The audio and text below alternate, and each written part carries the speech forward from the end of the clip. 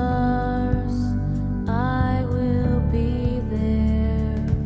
I'm Monica Charette, and this is Holding the Light. As long as you love, I will whisper in your ear. Little whispers you will hear. As long as you love. What happens when your only child suddenly dies? Is grief somehow different? Charlie Hartman's answer to that question might surprise you as you learn about the tragic loss of her only son. Alec, a brilliantly gifted photographer, also lived with mental illness. Our conversation left us asking, are we doing enough to save our children who suffer in silence? It also left us wanting to share Alec's incredible talent with the world as his mother continues to do in his memory. Join us as Colby and I hold the light with Charlie Hartman. Charlie, thank you so much for being with us today, literally across the table today, to share your story and the loss and life of your son, Alec. Well, thank you for having me. I love talking about Alec. So we've talked to a lot of parents whose children have died, some who have lost more than one child, tragically, and how they find strength to move forward for their living children. And I have thought about this so much since you and I first spoke. And now just seeing you in front of me and seeing Colby on a screen in Arizona, virtually, the reality of losing an only child is all too clear to me. You lost your only child, your son, Alec, when he was 30. And I want to talk more about that, but I want you to start, if you could, just by telling us about Alec. He's so incredibly captivating to me. He's such a talented young man that lost his life too soon, and I want to give you an opportunity just to share a little bit about him. Alec is an amazing soul, and I will say that in present tense because he's still around and he's still talking to me. But when he was with us, he was brilliant, absolutely brilliant. He's a genius. And when he was little, I often thought, this must be what Einstein's mother went through. He had a lot of ideas. And when he was about, probably 8 or 9, he had gotten a camera, a little Kodak Instamatic camera when he opened an account at a bank. Mm-hmm. And he and I would go on trips, what he called adventures, where we would get in the car and he would say which place we were going. Turn here, go straight, turn left, stop, now turn around, and we would just drive wherever he said. And we would drive until we got lost. That was his, every once in a while I'd say, are we lost yet? I'd say, no, I know where we are. Okay, well then go up here and turn to the right. And then we would find something to take a picture of, and he would get out of the car with me, and I'd stand next to him. We'd both take a picture, and we both had digital cameras. He never held a film camera in his hand. And then we would get back in the car, and he was always really mad because my picture came out just fine, but his didn't. And he'd go, why is yours better? I said, well, I've done this longer, and well, what's wrong with mine? Well, it's out of focus, or you moved your hand, or it's overexposed, or you didn't have the subject in the viewfinder. And you could just see the determination. And so by the time he was, 10, even with that little Kodak Instamatic, he was taking better pictures than I was. Yeah, so he found his love for photography so young. Yes, he did. And reminded me constantly that he was much better than I was. And I'd take a picture of something, he'd say, no, look at mine. As if I was going to learn how to do this by looking at his photography, which I never could do. He's a true talent. He had an eye. Mm-hmm. He could see things very differently from the way normal people see things. He didn't see something that wasn't there, but he saw the inherent beauty in whatever he was looking at, usually landscapes, animals. He never took pictures of humans. Right. We talked about that because I went through his website, and I would encourage anyone who's listening to this podcast to look up the website if you want to give that address. Yes, it's www.alecphoto.com. And that's ALEC. PHOTO. Yes, it's amazing. I know when I looked at it too, I was so struck by it because I've done photography myself, and mostly portrait photography of my children. So seeing his website, it became very apparent that his interest was landscapes, animals. And why do you think that is? Because if you look through his photos, you won't see another human being. Well, that was clear. Alec had Asperger's, and he had very bad social anxiety disorder, which wasn't diagnosed until he was like 12 or 13. Okay. But we knew, his teachers knew, that there was something that wasn't right. His father and I thought it was just the Asperger's. Mm-hmm. But he could not understand unspoken cues. So if somebody looked at him in a way that meant that they were mad at him, he had no idea how they were feeling. Is that common for people who have Asperger's? It is. Yes, it's especially it's a common thing for autism, I think. Okay. And he so much wanted to fit in with people, mm-hmm. and it was a horrible thing for him not to know if somebody was happy with him or sad or mad or something else. So there were two things about the photography. One was animals.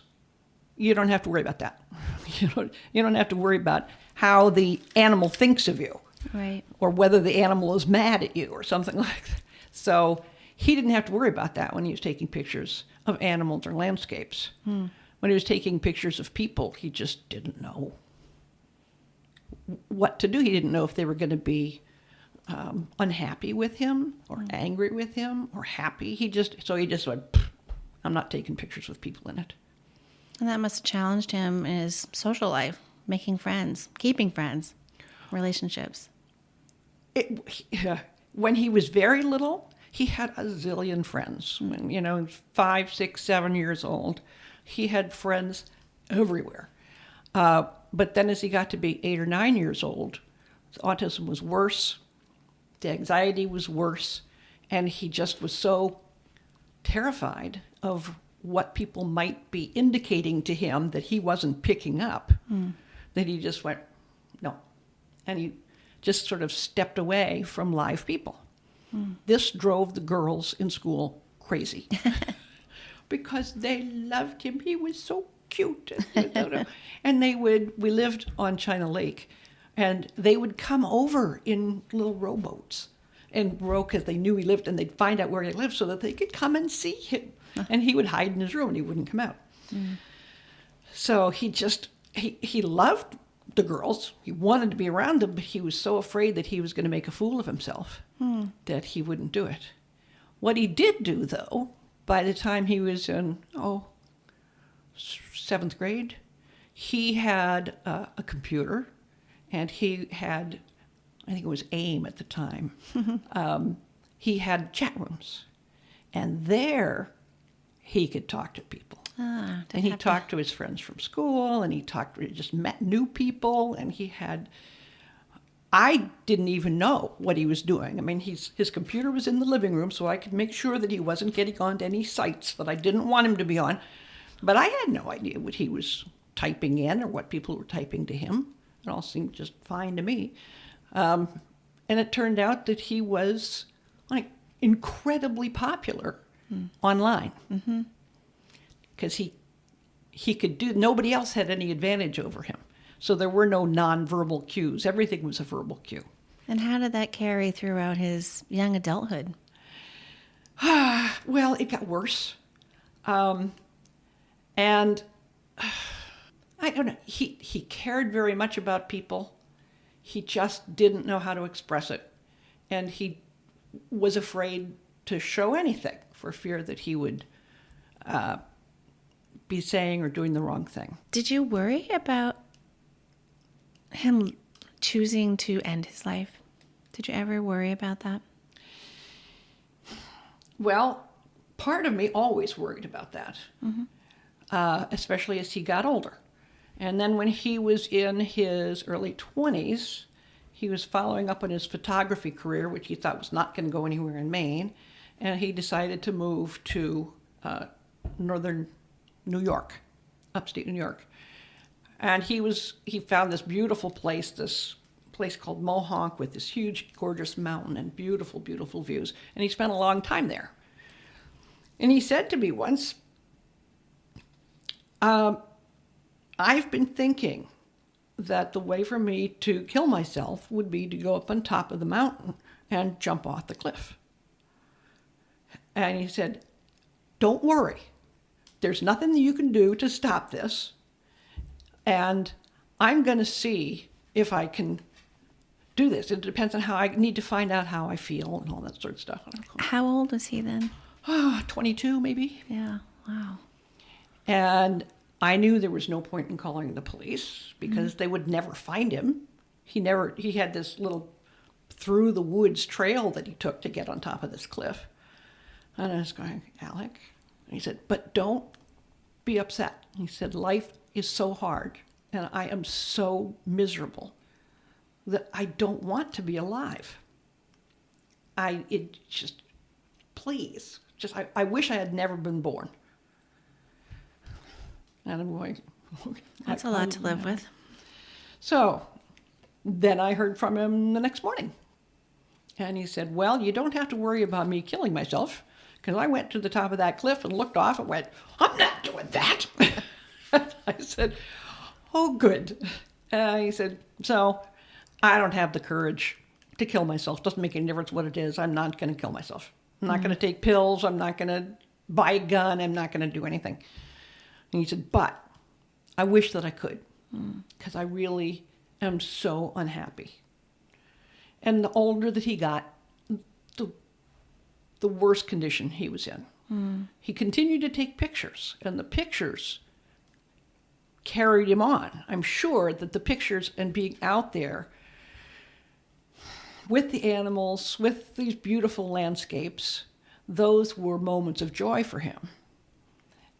It was just the rest of the time when he was just sort of living his life in his house, that was excruciatingly painful for him. He said, it's like my brain is a pinball machine and it's flashing red lights going tilt, tilt, tilt.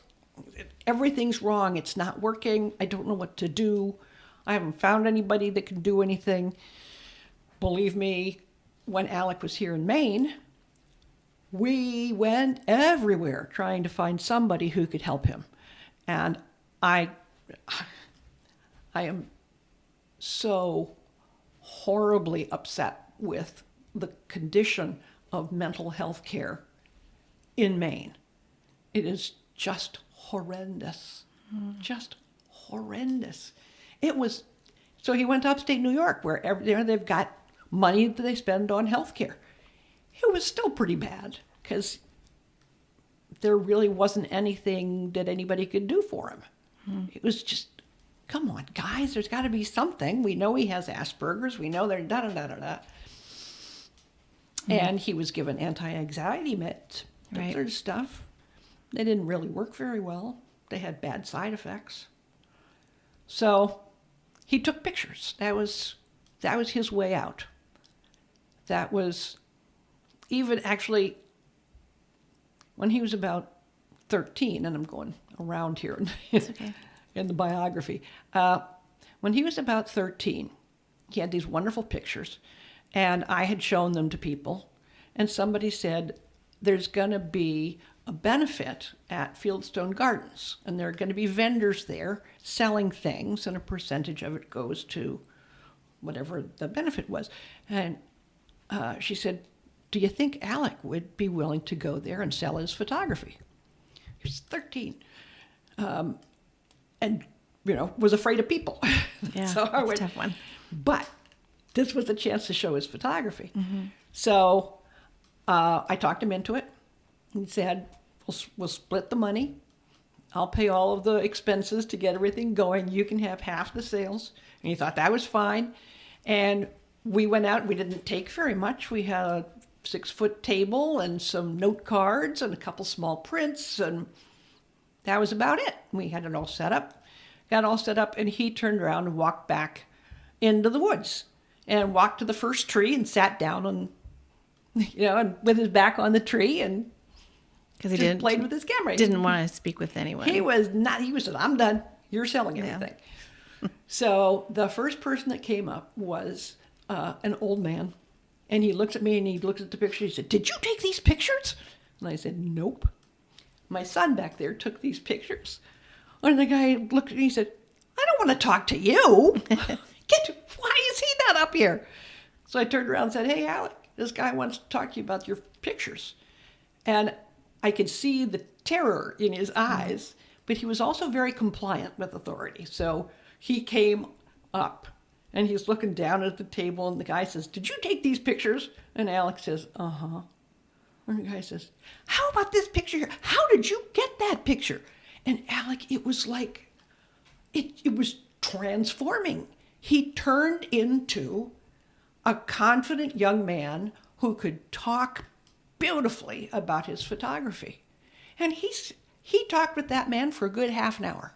And he made jokes and he told him stories and he was just, I was sitting there going, holy cow. And thinking to myself, we're going to be doing a whole lot more photography shows from now on. Yeah. This is the only thing I've ever seen that worked. Photography was clearly his passion. Yep. Clearly. And he was perfectly able to talk fluently and beautifully about his photography. Can you share with us how Alec passed? Yeah, he had, by the time he was maybe 27, he said to me, "If anything happens to me and I die, I don't want you to be sad because I don't want to be alive anymore. It's getting worse. It's been getting worse. And now I don't even enjoy taking pictures anymore." He said, I don't want to be alive. Of course, there wasn't anything that I could do. He was seeing a psychiatrist. He was doing everything that could be done for what was wrong with him. And that was at 27. By the time he was 29, maybe, he was suddenly, with no warning, dropping to the floor unconscious. And I would go over and I would wake him up. I'd shake him and he'd say, "I just need sleep, just leave me here." And I got to the place where I just would get a pillow and a blanket and put him over and he would sleep. And he would sleep for hours and then he would wake up and he'd be okay. But he wasn't sleeping at night. He was having a really hard time with sleeping. And what happened would be that he would just, boom, like that, fall to the floor. He stopped driving because he didn't know when this might happen when he was behind the wheel. So, he was being really careful and conscientious about this, but he was just dropping. And so he would leave me notes about what was going on with him. And got up one morning, I was going to a meeting, and he left me a note saying I was up really, really late. It's now 4:00 in the morning. I think I can get to sleep now, but whatever you do, don't bother me. Let me sleep. So I went to my meeting, came back in the early afternoon, and then by 4 or 5 o'clock in the evening, I thought, I better go get him up or he's not going to sleep tonight.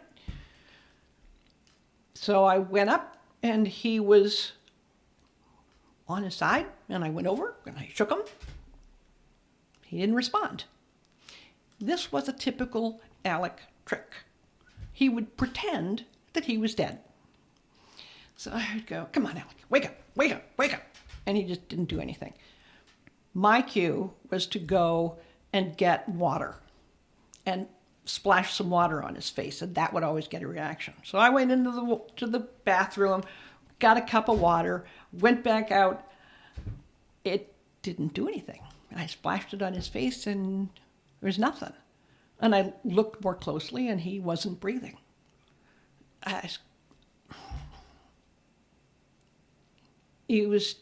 just was thunderstruck, going, am I imagining this? Is this something he's going to wake up from? Is this something?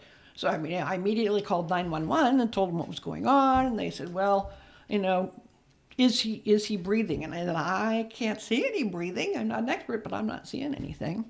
And they had me give him CPR until finally the rescue team came in, and they gave him CPR until the hospital team came in. And they said, we're sorry. He's gone. That's horrible. It was, I didn't believe it, right? I was going, this is all a joke. And then I was going, no, it's not all a joke. But I don't feel any different than I did before. I mean, part of me was going, oh, good, you're not suffering. Mm. You're finally not suffering. I'm going to suffer now. The rest of the world is going to suffer. But you're not suffering. And that was just a little tiny bit of this agony that I was feeling, was hearing him say, if something ever happens to me, don't be sad. This is not unlike, I was just thinking, this is not unlike a parent who's watching their child suffer from cancer. I imagine that's true. And you want them to just not suffer anymore. Yeah.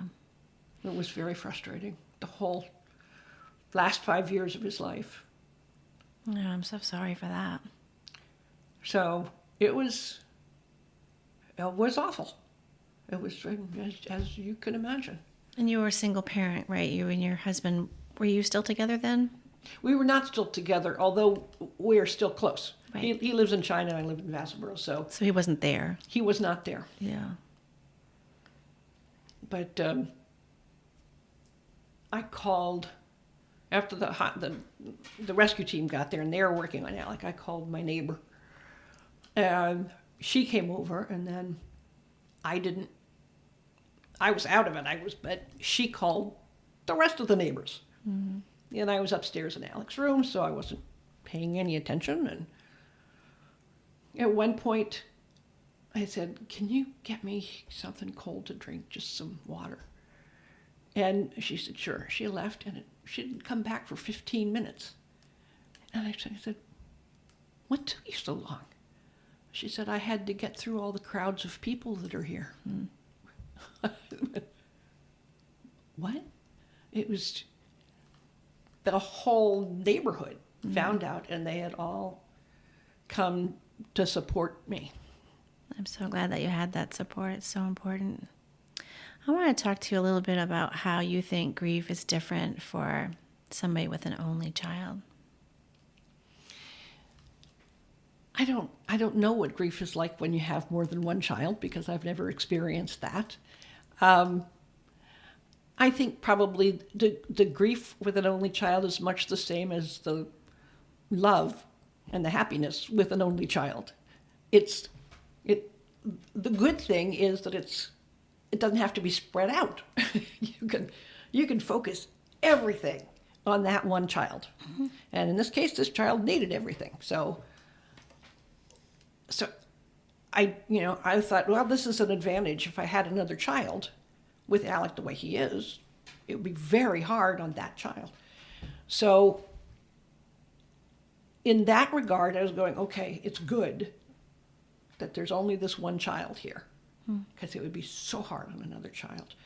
So the grief was, I'm glad this was just Alec. It was just Alec, me, his dad. We are the ones, it would have been so much worse if there had been another child, or at least that's how I don't actually know. Right, that's so interesting. I hadn't thought about that perspective at all. And can I share with you my perspective on that as a mother who lost a child that has another child living?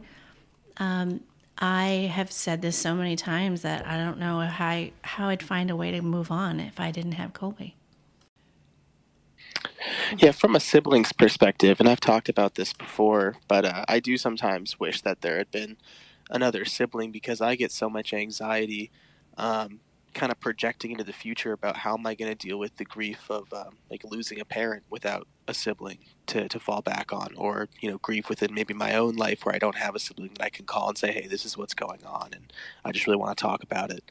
And because that's the relationship that Cassidy and I had already formed at such a young age, and so that's definitely something that in this situation, I had always wished there had been another sibling or another individual my age in my life, in my family circle.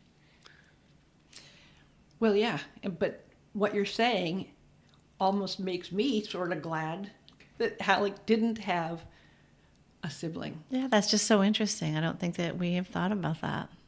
Because it would have been so hard on that sibling. Mm-hmm. And it is hard, as Colby knows. What is grief like for you now compared to 4 years ago? Well, it's not what I expected.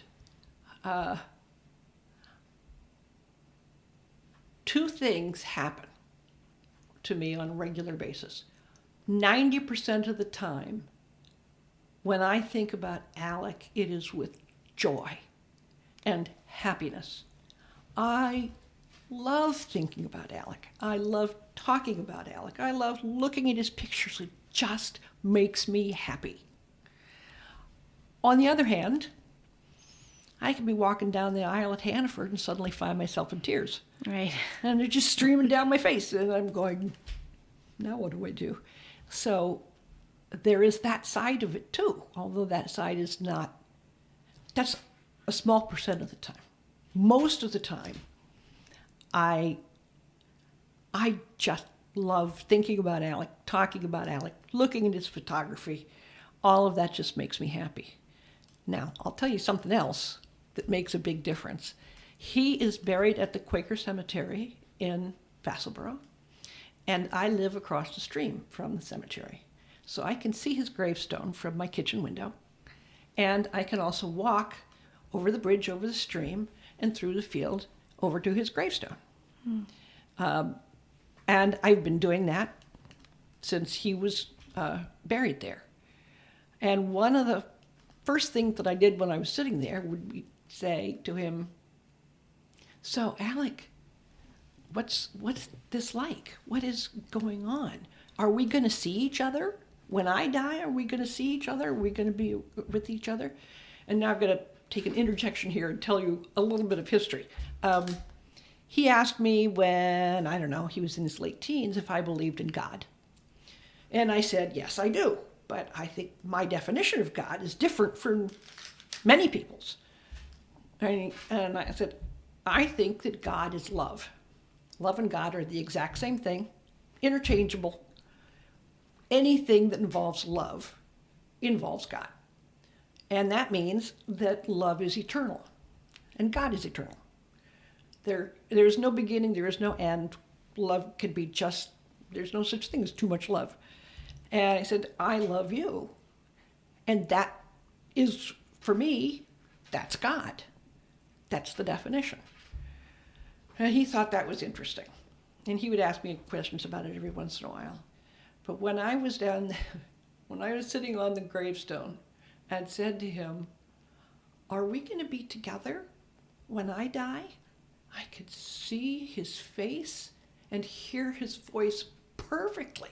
He gave me this sort of mock annoyed face and said, what do you mean? Are we going to be together later? We're together right now. You're the one who told me that love is eternal. He said, remember? And I went, oh. And he just sort of shook his head like, I can't believe I had to tell you that. He said, we are together right now. And it has made all the difference to me. We are always together. Your relationship just feels and looks different than when he was here. I think a lot of parents struggle with that. Well, the other thing that he told me, the day that he died, I was talking to somebody and said, I want him back, but I know he was suffering. I want him back healthy and whole. And I heard his voice absolutely crystal clear saying, I'm healthy and whole. Probably helps you sleep at night and go about your life. And I still talk to him. I talk to him a lot when I'm sitting on the gravestone, but I talk to him and hear from him other times as well. Interesting. So it helps enormously, as you can imagine. Yeah, they say that when you know you've reached a point in your grief when you think about your child and a smile comes to your face before the tear does. Absolutely. I never thought that time would come. I never believed it. I knew it was true, but I just couldn't even imagine it. And now, I love it. I love thinking about him, talking about him, showing his pictures to people. Yeah, it's very inspiring. You inspire me. Well, thank you. But I have nothing to do with it. What would you tell then a grieving parent and a grieving parent of an only child? What is your advice to them? Well, let me think. I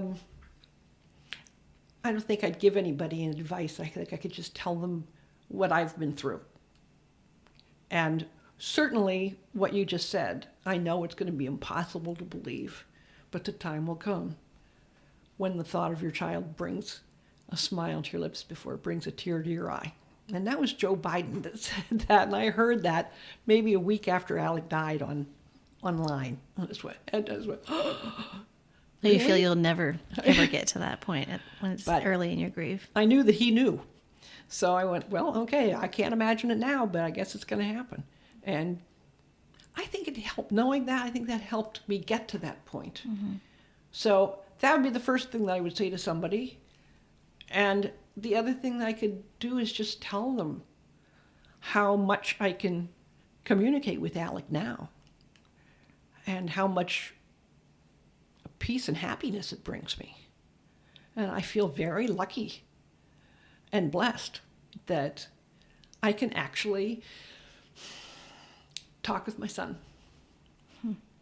That's a gift. It is. So at the end of our podcast, we always like to invite our guests to share with us how you would want the world to remember Alec.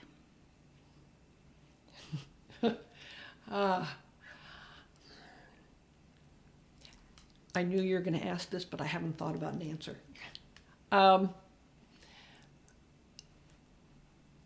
I want the world to recognize Alec's genius and his sight. The way that he saw the world was such a gift. And over and over again, he would take pictures of things that I would look at and see it as an ordinary building. And then he would show me his picture of the exact same thing. And it was gorgeous. And I realized that he not only saw the world differently and in a beautiful, beautiful way, but he was able to capture it on his camera. I don't know how he did that, but he did. And so if you want to remember Alec, look at his photography. That's the blessing that Alec gave to this world. It was his way of telling people what he could see. I don't know what order his pictures were taken in, but as I was looking through them many times, because I'm very captivated by his photography, but I feel like it told his story of his life if you put them in order. And I wonder what that order is. They're not in an order for me.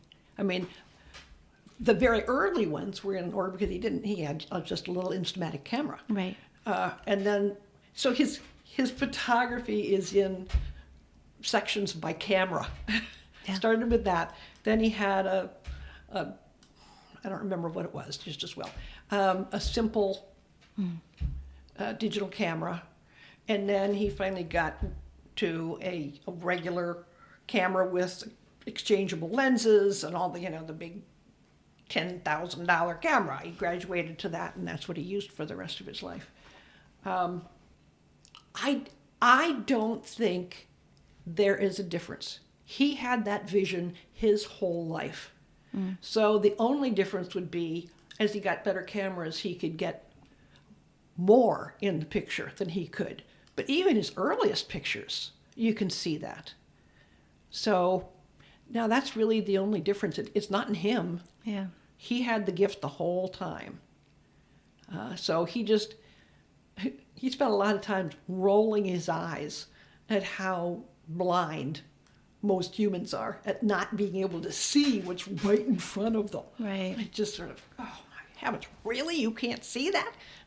I mean, mostly that was with me and his father that he did that sort of stuff. But no, he had that from square one.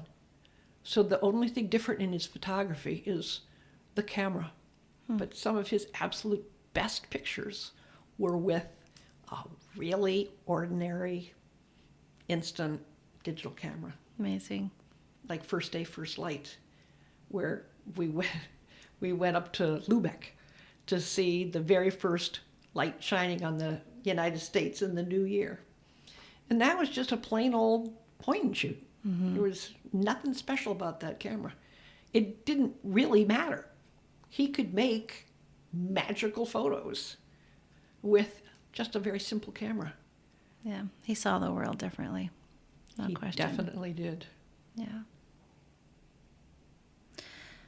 What a beautiful life you brought into the world and raised. So we really appreciate you sharing your story and your grief and the story of Alec with us. Thank you. I don't do him justice. I can't even begin to do him justice.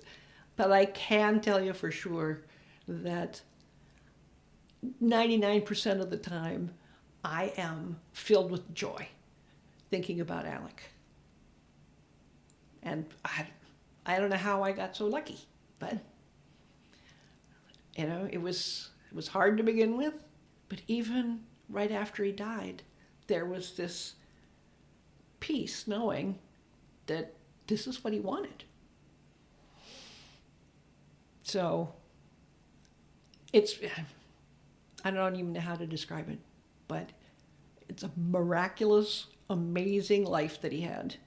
And I am enormously blessed to have been able to share it with him. And he's shared them with his camera. Alec lives on in his work, truly. He does indeed. Yeah. Thank you. Thank you for letting me talk. As long as you love. Thank you so much for listening.